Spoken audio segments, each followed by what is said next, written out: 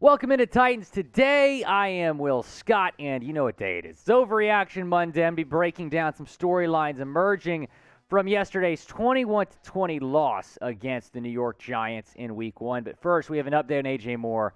He's done for the year. Disappointing news that we received today on Moore. Suffered an ankle injury in the second quarter of yesterday's loss, so wish him all the best. That's certainly tough for both the Titans and for Moore. You feel for Moore as well, obviously, because it was the beginning of the season, but now he's done for the season. Certainly wish him all the best. Wish him the best by liking this video down below. Hit the thumbs up icon to wish A.J. Moore the best, again, out for the season with an ankle injury. Let's get into Overreaction Monday. After a 21-20 loss to the Giants, is Ryan Tannehill the guy? Because he did play pretty well, all things considered, in that loss to the Giants. This is an overreaction. I am not sold on Ryan Tannehill. And if you've watched me on Titans Today before, you know that I'm not sold on this guy. I think Malik Willis is going to be the guy next season. Here's what Tannehill did yesterday against the Giants. So pretty solid stat line. 266 yards, 2 touchdowns, no picks, a 60.6 completion percentage. And as I stated last night postgame, this was a good game for him, but he still has a lot more to prove, right? He's got Malik Willis, in my opinion, was the best rookie quarterback in that draft class. He's on the sidelines. So Ryan Tannehill's, I wouldn't say his leash is short. However, he has to produce this year and lead the Titans to a deep playoff run. Otherwise, it's going to be this guy starting for the Titans next season. Malik Willis, a third-round pick out of Liberty. Probably should have been a first-round pick, as we all know, but the Titans got an absolute steal getting Willis. But give Tannehill credit.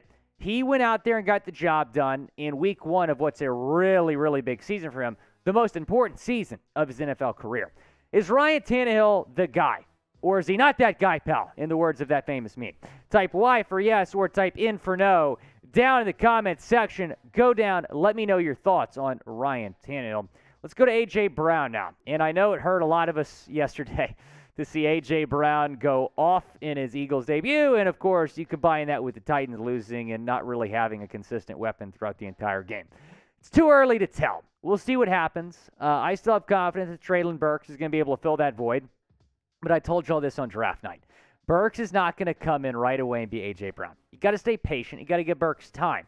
A.J. Brown is one of the better receivers in the National Football League. Had a great year for the Titans last year. Had a great debut for the Eagles yesterday.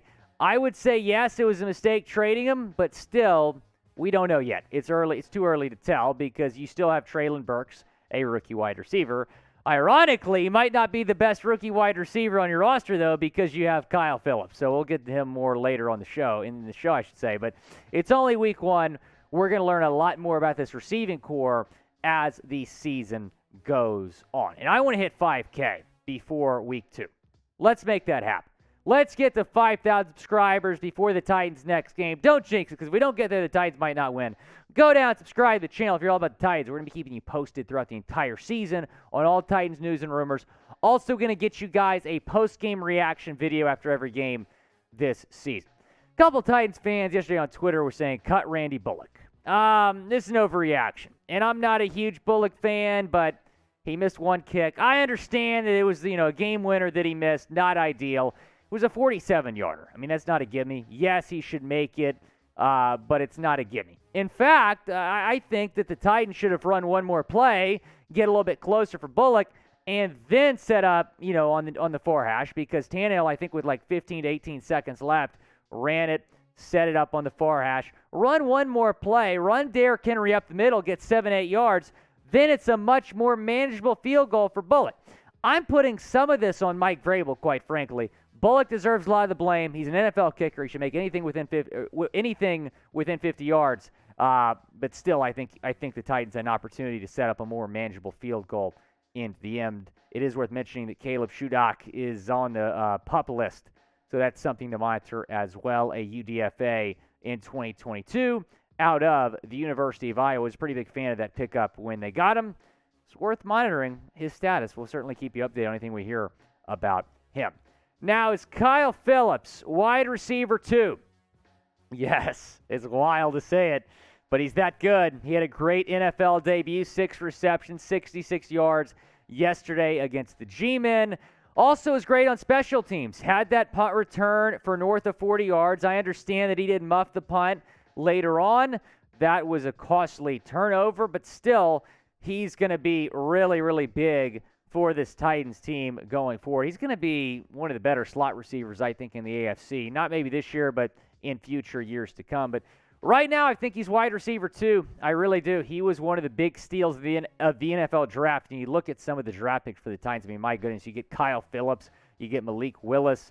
Both of those guys should have been off the board well before the Titans took them. So I'm really excited about Phillips, and the energy he brings to this offense is much needed. I'm really excited about him. Like I said, I like Treylon Burks, but KP might be the best rookie wide receiver on this team.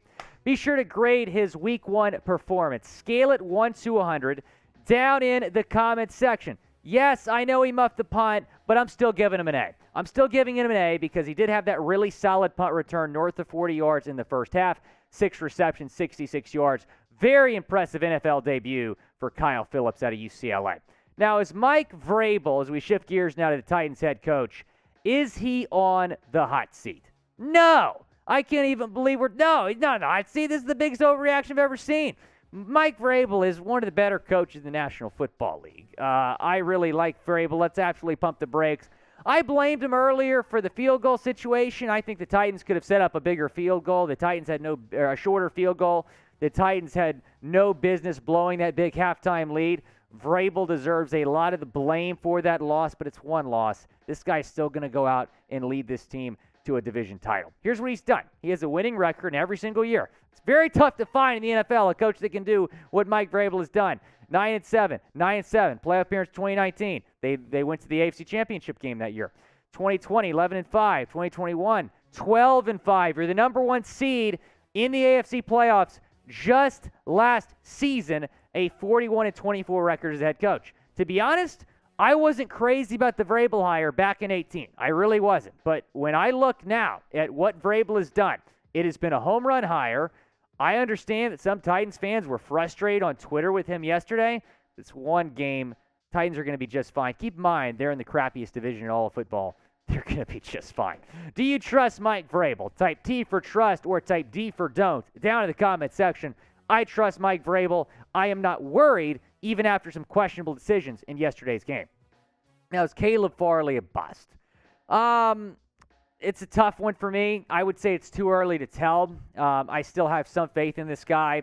I know a lot of y'all don't, but I still think you got to let Farley develop here as a defensive back in this system as we take a look here at the DB depth chart. A lot of impressive DBs here on this Titans team. Farley's got to play better, but right now I would say it's too early to tell. And as I've said in a lot of these overreactions, it's week 1. Give it time. That is going to be the storyline here in terms of what a lot of people are saying. It's week 1.